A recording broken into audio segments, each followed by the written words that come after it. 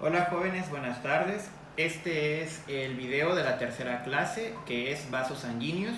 Recuerden apoyarse la lectura del resumen junto con este video. Vamos a tratar de que sea un poco más dinámico y vamos a hacer unos mapas conceptuales. El tema de hoy es vasos sanguíneos. Vasos sanguíneos. Los vasos sanguíneos están formados por tres paredes o túnicas. Hay la íntima, la media y la adventicia. Esta es de la más interna a la más externa. La túnica íntima o interna es, como les había explicado, una especie de continuación del endocardio del corazón. Es endotelio. Está en íntimo contacto con la sangre y los componentes de la sangre, que eso lo vamos a ver más adelante, pero que a grandes rasgos hay glóbulos sanguíneos, blancos o rojos, y trombocitos. Las características del endotelio es que deben de evitar que estas células se peguen a las paredes del vaso sanguíneo. Sin embargo, cuando existe alguna lesión, los trombocitos se deben de pegar a la pared del vaso para sellarlo y evitar que haya una hemorragia. Cuando hay procesos inflamatorios, el mismo endotelio va a producir las llamadas moléculas de adhesión celular, que realmente lo que hacen es una función defensiva. En cuanto a la túnica media, básicamente es de carácter muscular. Es la capa más gruesa de las tres. Esta túnica está formada por músculo liso, colágeno y tejido elástico. Aquí le va a otorgar una característica muy importante a los vasos sanguíneos, que es la vasomotilidad. Esto es la capacidad de cambiar su diámetro. ¿Qué quiere decir? Que el vaso sanguíneo puede hacerse más grueso, o sea, más ancho o más angosto, dependiendo a las necesidades de la circulación sanguínea. Básicamente esta túnica fortalece los vasos y evita que la presión sanguínea rompa estos vasos sanguíneos. Ahora bien, la túnica externa o adventicia realmente es como una cubierta que va a continuarse con los vasos sanguíneos que están contiguos a nervios y a otros órganos vecinos. Realmente lo que hace es anclar el vaso y cede el paso a pequeños nervios y, lo más importante, a los vasos sanguíneos o vasa vasorum. ¿Qué es vasa vasorum? Son vasos sanguíneos muy diminutos que la función es nutrir a un vaso sanguíneo mucho más grande. Estos se van a sentar en la túnica adventicia. Recuerden, se conocen como vasos vasculares, vasa vasorum. Cualquiera de esos dos nombres son correctos. Ahora bien, los vasos sanguíneos los vamos a clasificar básicamente en tres: arterias, capilares y venas. Los vasos más resistentes son las arterias. Las arterias, a su vez, se pueden clasificar en de conducción o elásticas, también llamadas grandes, de distribución, que son las musculares o medias, ¿de acuerdo? Estoy hablando respecto al diámetro. Y las de resistencia.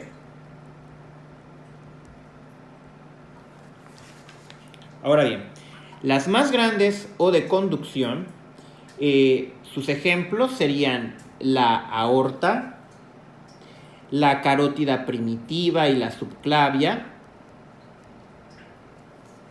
el tronco pulmonar y la ilíaca primitiva. Estas arterias tienen la característica que entre la túnica interna y media, entonces estamos en las de conducción, entre la túnica interna y media existe una lámina elástica interna. Lámina elástica interna. Y entre la túnica media y la adventicia hay una lámina elástica externa. Es decir, que son arterias realmente muy grandes. Las arterias en general tienen la característica de que se expanden durante la sístole ventricular. Y en la diástole, pues ocurre lo contrario, se retraen. ¿De acuerdo? Entonces, en la sístole se expanden. Y en la diástole se retraen. Recuerden que las arterias se endurecen con la edad. Este fenómeno se conoce como arteriosclerosis, que quiere decir que van perdiendo esa capacidad de expandirse y retraerse, pero es natural, o sea, sucede con la edad, al igual que ya habíamos visto que sucede en el mediastino y en el pericardio. Ahora bien, las arterias de distribución son las de tamaño medio y básicamente son musculares. Estas ramas generalmente van a tener nombres de órganos específicos a los que irrigan. Por ejemplo, la braquial, la femoral, la renal y la esplénica. Estas son arterias de distribución. Las arterias de resistencia, por ende, son las más pequeñitas. Como son tan pequeñas y varían tanto entre un sujeto y otro, realmente es muy poco práctico asignarles nombres individuales. Pero aquí hay un dato muy importante. Las arterias que tienen 20 micrómetros de diámetro como máximo y que solo tienen de 1 a 3 capas de músculo liso, se les conoce como arteriolas.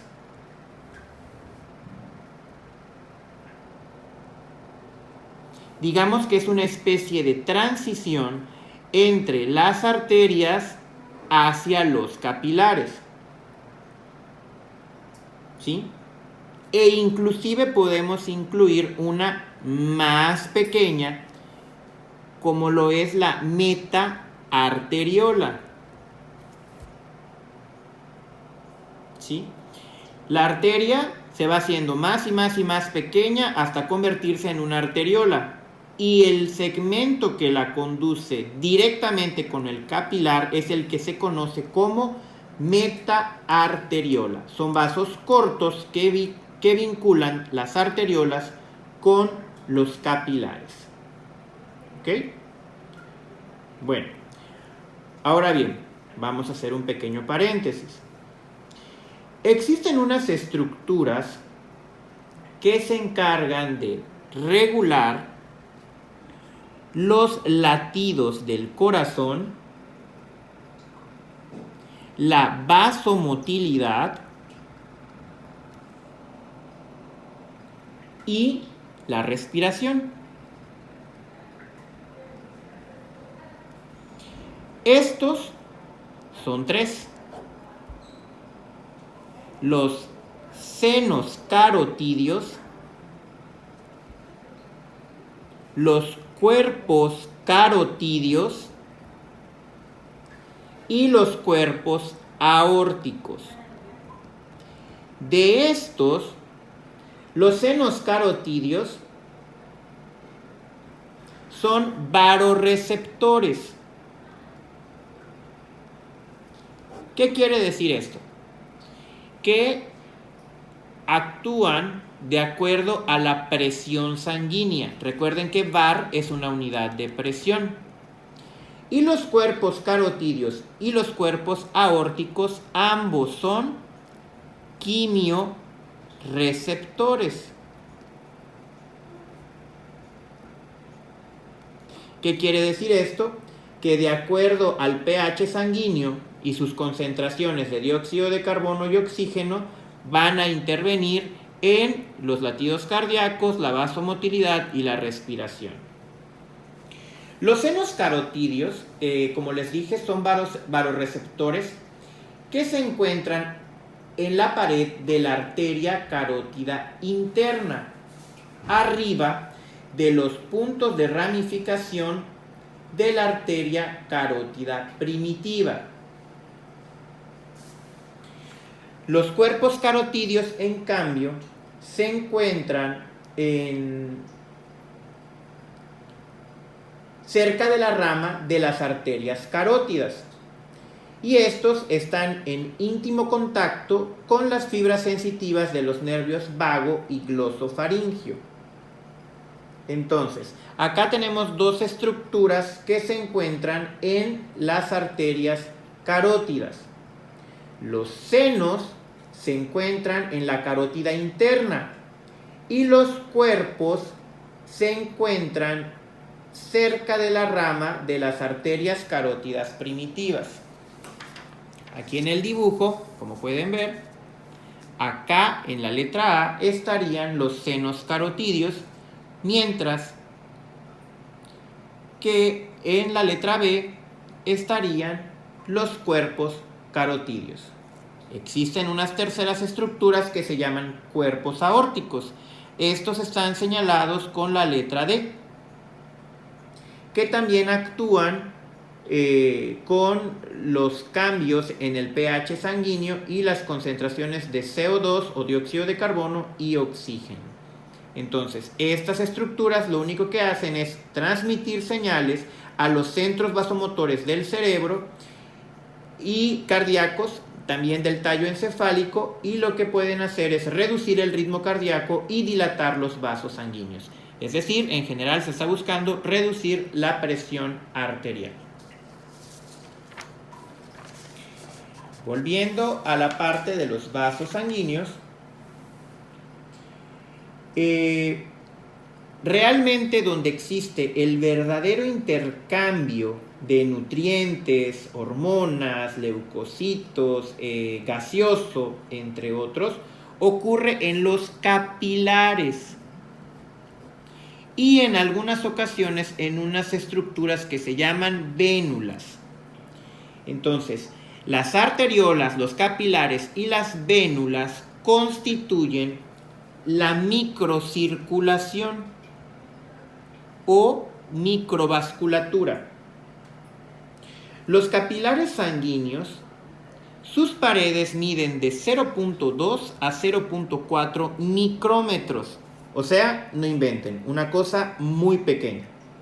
Si los eritrocitos, que son los glóbulos rojos de la sangre, miden 7.5 micrómetros, ¿cómo es que estos pueden pasar en este diámetro?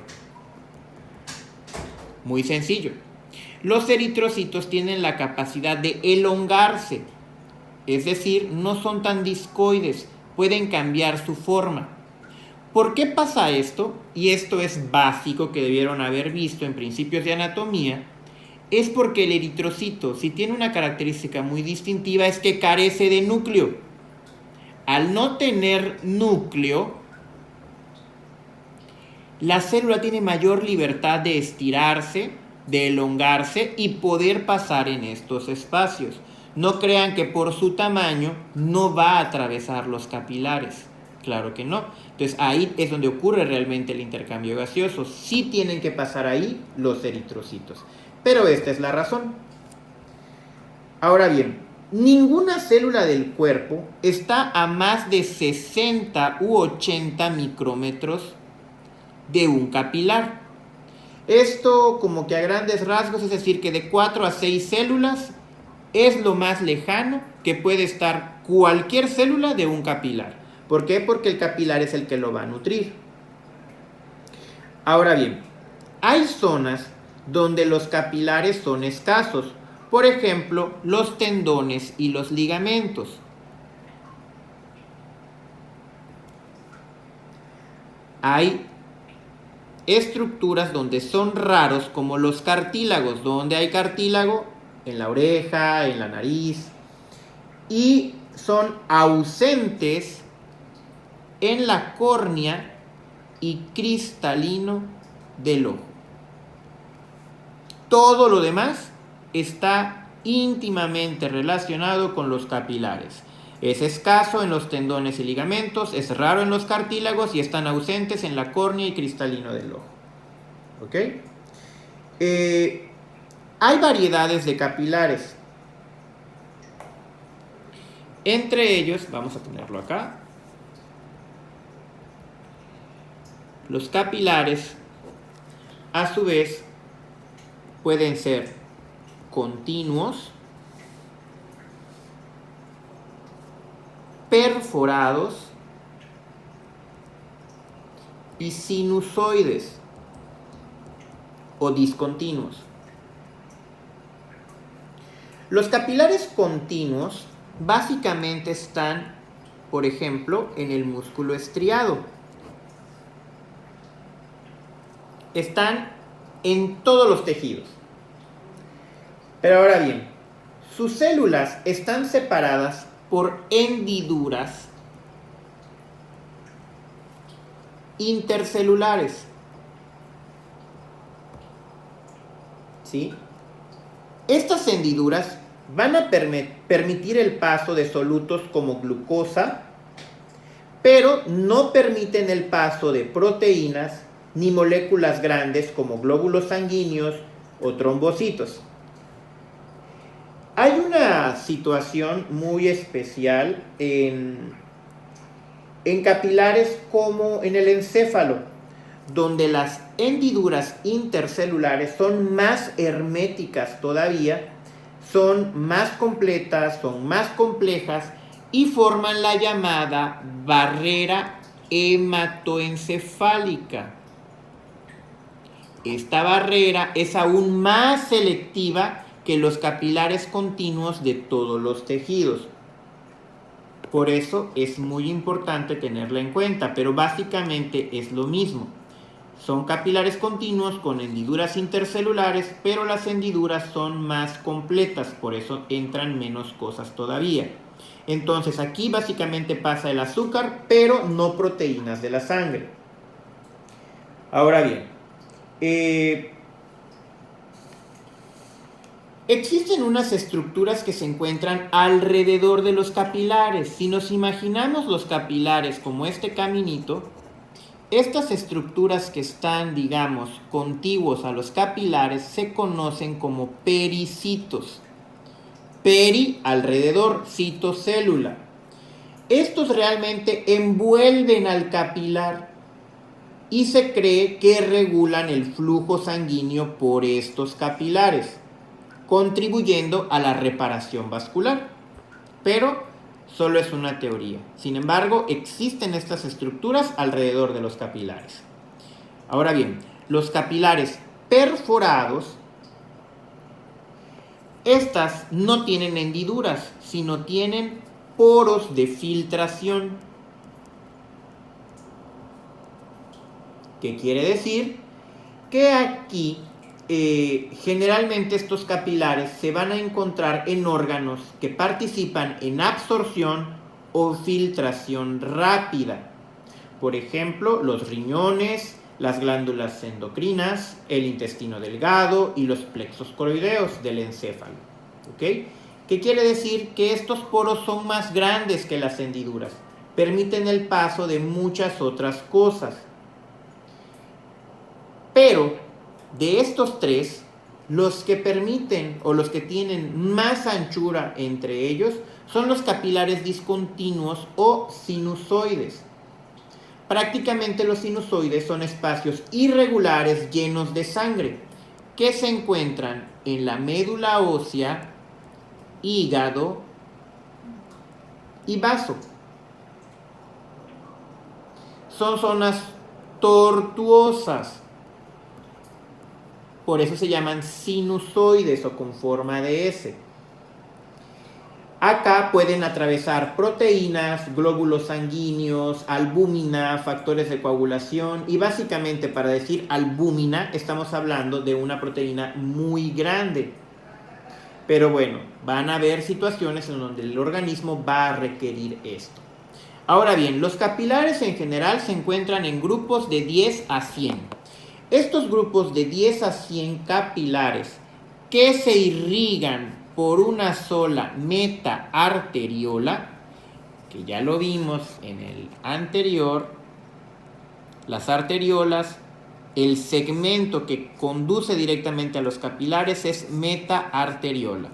Ahora bien, cuando una meta-arteriola nutre entre 10 a 100 capilares, todo esto se conoce como lecho capilar.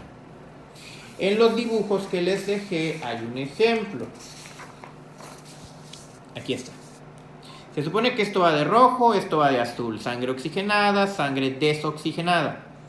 Estas bolitas que ven por acá son esfínteres precapilares, porque están antes de los capilares. Esta es una arteriola. Se supone que es una arteria muy pequeña. Acá están los capilares. Lo que me conduce de la arteriola a los capilares es una meta-arteriola. Entonces, esto es un lecho capilar. Después de que pasamos la meta-arteriola, esto lo va a conducir hacia una vénula. Pero esto también tiene un nombre. Esto se conoce como canal preferente o canal preferencial. Pero ojo, la metaarteriola es sangre oxigenada. El canal preferente ya es sangre desoxigenada y me va a conducir a la vénula. ¿Ok? Bueno, continuamos. De ahí seguimos con las venas. Las venas se le conocen como vasos capacitantes y podemos encontrar vénulas,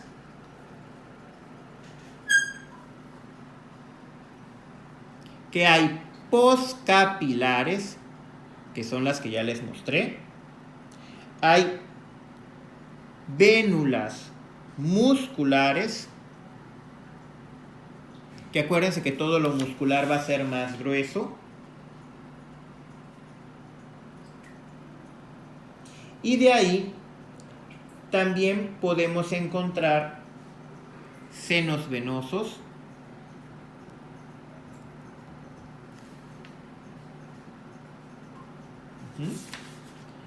y como las arterias podemos encontrar venas grandes.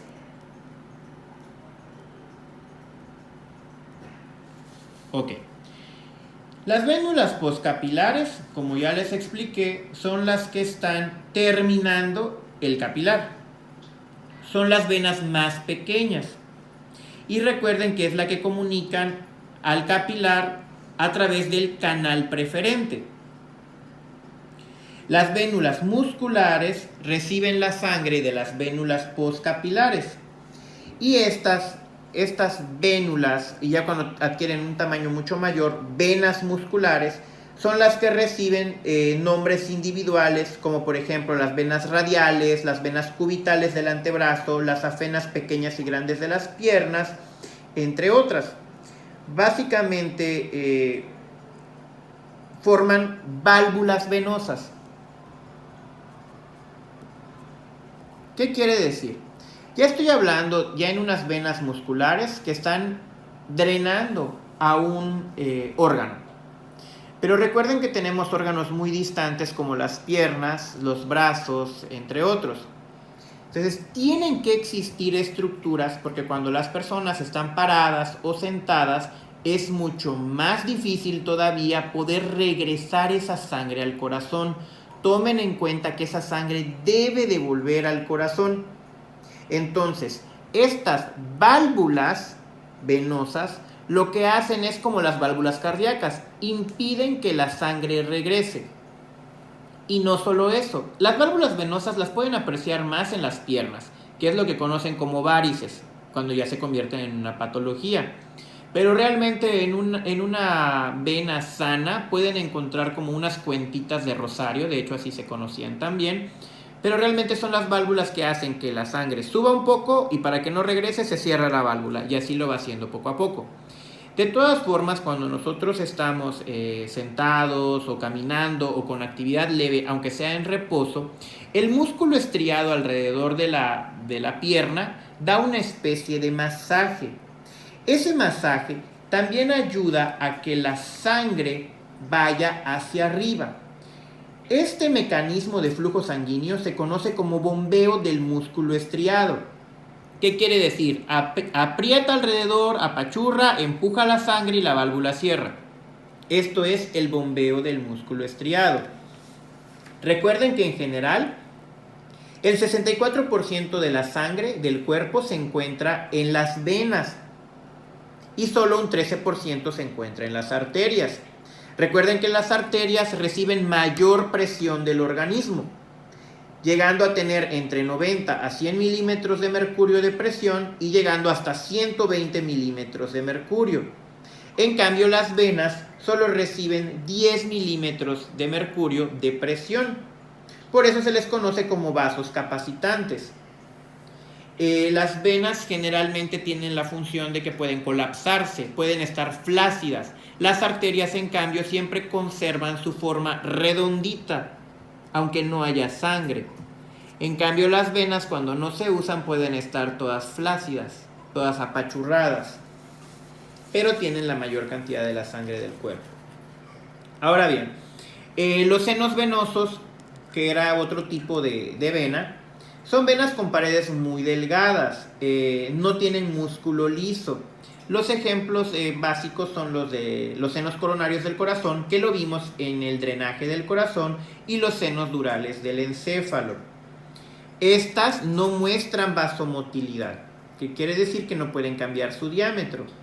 Y las venas grandes pues son las que generalmente conocemos como las venas cavas, las pulmonares, las yugulares, las renales, entre otras.